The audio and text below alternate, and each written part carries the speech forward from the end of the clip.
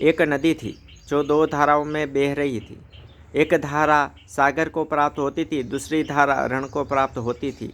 नदी में अनेक मछलियाँ थी, उसमें से अनेक मछलियाँ जो सागर की ओर धारा जा रही थी उसमें बह रही होती थी, और अनेक मछलियाँ जो रण को प्राप्त होने वाली धारा है उसमें बहती थी।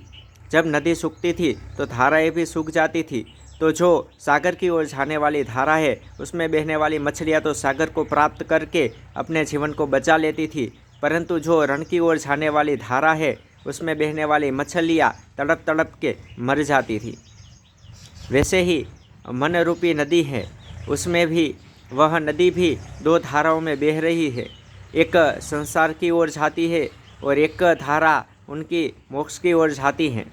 तो संसार की ओर जाने वाली धारा में बहने वाले मनुष्य बारंबार तड़पते रहते हैं, दुखी होते रहते हैं, और जो मोक्ष की ओर धारा जाती है मन रूपी नदी की, उसमें बहने वाले मनुष्य मोक्ष को प्राप्त कर सभी दुखों से रहित आनंद को प्राप्त होते हैं।